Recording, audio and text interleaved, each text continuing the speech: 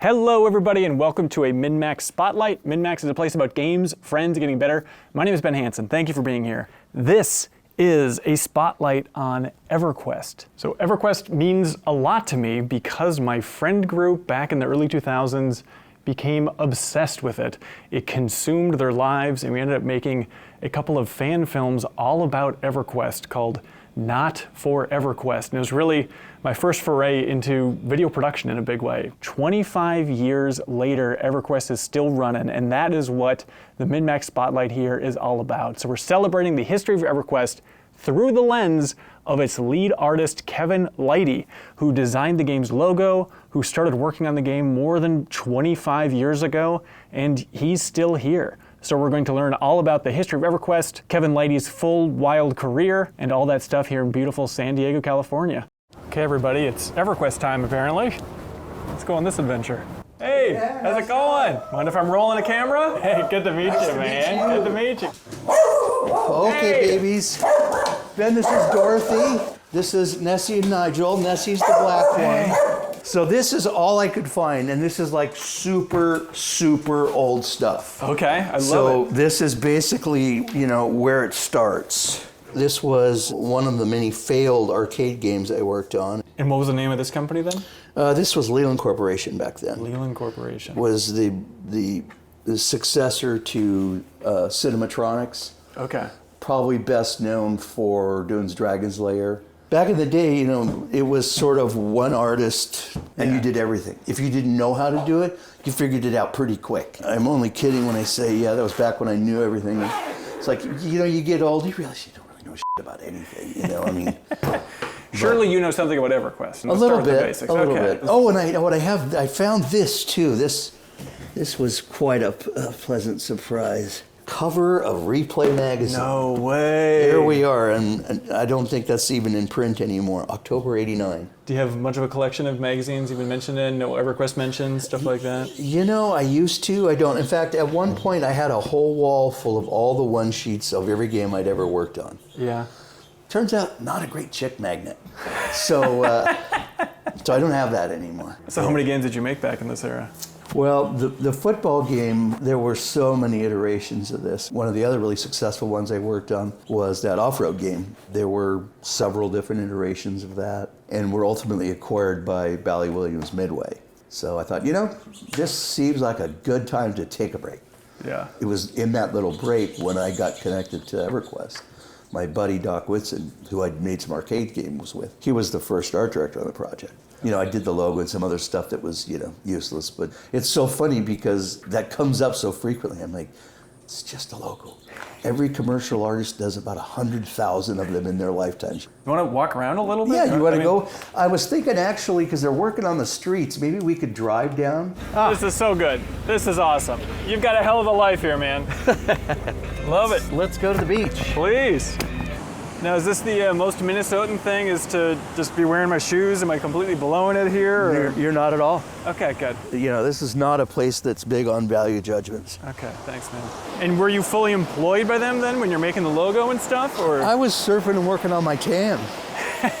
Because I left it in pretty good shape. I was a VP of Creative Development at Midway. My buddy Doc talked me into doing some stuff freelance. So like we did cinematics for Jet Moto. Oh, wow. Cyber Strike. Yeah, that stuff was a lot of fun. So then went and did cinematics over there at 989. When that kind of ran its course, I actually came back and worked on EQ2 for a year before it launched. Oh, interesting. And then you eventually went back to work on EverQuest 1. Yeah. Okay. Do you think about retirement a lot? I would say I think about it a lot. I think about it. I have all of these other useless interests that I would like to pursue. And that's kind of, more influence from my father. He was a registered architect for 50 years, and that's how he fed the family. And then as soon as he retired, he just had this incredible encore career as a painter. He was educating me about basic design and aesthetic principles, and, appreciating fine art. Yeah. As I remember things about those early coin-op days. Yeah. It's just, the distance is just mind-boggling. Yeah. Just to kind of frame this, like using a surfing analogy. Sure. It's like if you surf the same break every day for 20 years, and you know, in those 20 years, there's great days, there's flat days. But when you go back to think about it, the first thing you think of is all the paddling, because it's what you do the most of. EverQuest is really reinvesting in itself. So like last year, one of the big things was we moved up to DirectX 11, which was an enormous undertaking. Sure. But that gives us a lot more future. As part of that too, it's like, well, you know, some of us ain't getting any younger, so we've got new talent, a new crop of talent that I have spent most of the last 2 or 3 years developing. And they are some really red hot folks, man. They're gonna make us old guys look bad, and already are. You know, there's this great rhythm of EverQuest with the expansions. I have a dog spirit, so I like that. I mean, having that annual cycle, not many other studios have it. Yeah. It's giving you seasons in an environment with no seasons, right? Yeah. And we're looking out 18 months ahead. 18 months worth of work from a team this size, you're like, holy hell, how are we ever gonna get all that done? Yeah. And it always gets done. And it gets done because some really devoted people make sure it gets done. Howdy. Hey, what's going on? I'm Stephen.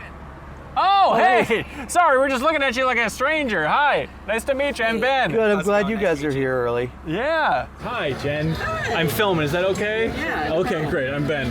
I'm Jay. Good to meet you. Good to meet you. Well, hey, cheers. Oh, yeah. Salute. Folks, my gosh. Salute. Indeed. How many people are on the EverQuest 1 team at this point? 20 to 30 Okay. developers.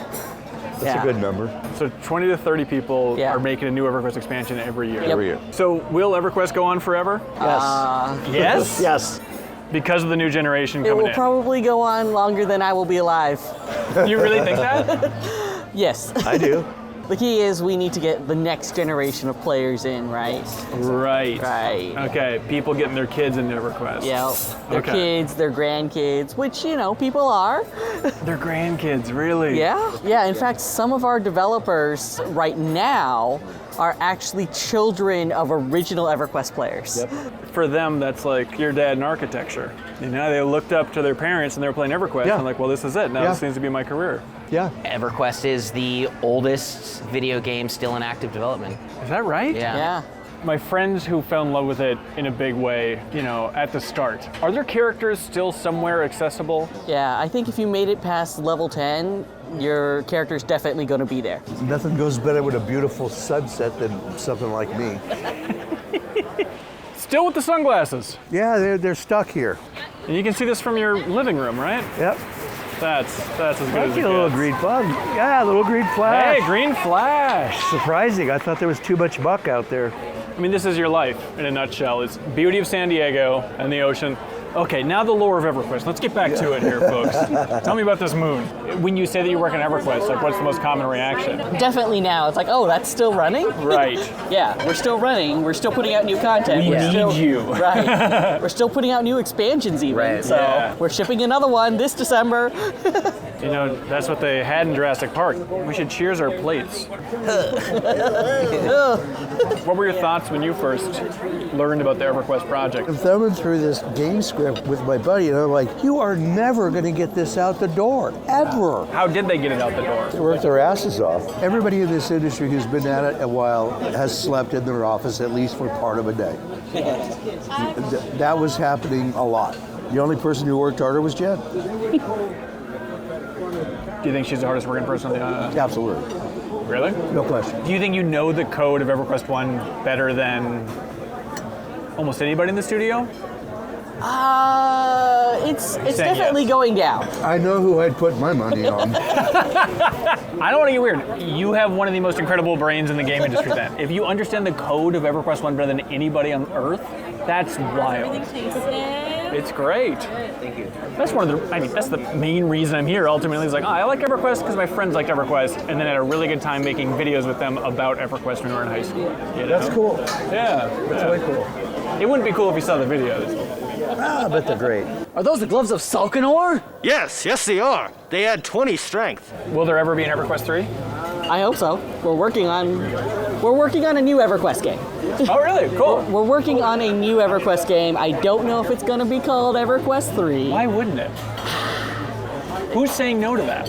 EverQuest 2 was kind of a curse to EverQuest 1. because we thought that everyone would leave EverQuest 1 and go to EverQuest 2. Right. They didn't. In theory, would you want to like jump hundreds of years in the future again? Right now, I'm thinking no. Our probably best bet is EverQuest. EverQuest 1. A reboot type of thing? Yeah, like a reboot where it's like our big characters are our big characters. Fippy's there, and Fernavy's there. Tracking-On, one of our big dragons, is there. Modern visually, modern in gameplay, and modern in style. But wholly EverQuest. When you look at it, you need to go, oh my god, this is Kinos. All that to say, it's still in concept. Of course. A lot of things can change between now and when we actually get to even just pre-production, where we're ramping up the team, where it's like, okay, all these things that we're going to do, let's prototype it. Let's prove it can happen. Let's So white many box things it. can change. So Oh many things. yeah. Oh yeah. We should probably give this camera a break. Thanks everybody. Good morning everybody. Going to Darkpaw, otherwise known as Daybreak, to see the EverQuest office. Good morning. Good morning. Good morning. Sorry for a camera in the morning. This is too much. I know. So we're in the Daybreak headquarters. Yes. So right now we are in the kitchen, break room, keg holding room. Okay, so here's the thing that people watching this might be confused about. Yeah. It's like, okay, EverQuest, got it. Why are there DC characters here? What is all under this umbrella? Oh, okay. So under Daybreak, I mean, obviously there's EverQuest 1 and EverQuest 2. Yeah. But additionally, we also have DC Universe Online, Lord of the Rings Online, Dungeons and Dragons Online, Magic the Gathering Online, and just recently Palia. So these are all the games under the Daybreak umbrella. Shorthand is you all are just masters of keeping old MMOs alive, and so people just kind of transfer like, okay, it's kind of the old folks home for MMOs, with all due respect in some ways. Yeah, I mean, it's the old folks' home, but we also develop some games in-house. Yeah, of course. From Yeah. scratch. What is the story of Tannerus? It was one of the first really multiplayer, more than just like 4 people. It was one of the large-scale tank games in the world. And so we kind of repurposed the Tannerus engine to be the very first EverQuest 1 engine. And still in the code today, there's these things called missiles. When we fire arrows or we fire spells that actually traverse, they're called missiles. So it's not a in-game. magic missile reference, it's a Tannerus reference. It's a Tannerus in the missile code. reference. That's awesome. Okay, what do we have here? Oh, the Return of Pong. But then, is this a review of EverQuest 1? I believe so, yeah. Oh my gosh. Almost as good as the real thing. Meaning life? Yeah. Okay, yeah, of course. Kevin, you feel like reading this EverQuest review? Ah, Norath, my girlfriend is beginning to hate you. And that's one of the nicer ones. Steve Bauman says, sorry, I don't get it. It's like a mediocre Quake game with elves. EverQuest reinvents the web role-playing game. So now it's up to the game makers to prove that this genre can capture gamers and dollars.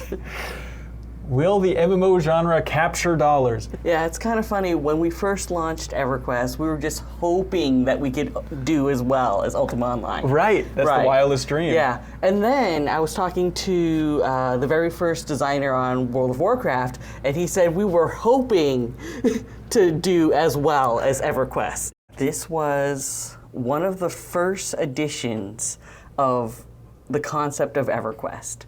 But yeah, that was Brad McQuaid's original copy. 1996, March, we started development on EverQuest at 989 Studios. And then we have Champions of Norath in February 2004. Cool, and Snowblind made that one, Yeah. technically. Yeah. Okay, That's my favorite one. this is where things, the sword or the Pizza Hut? The Pizza Hut. Okay. First of its kind, EverQuest 2 introduces the in-game / pizza, of course. This innovative promotion with Pizza Hut, registered trademark, allowed players to order a pizza online without having to log out of EverQuest 2. That was a big day in history. You just knew it could never get better than that. This is it. This was heaven. So which one of these zones did you make? I did that. I just finished doing a remake of that. I did that one too, because that was the very first terrain editor zone. This is my favorite wall.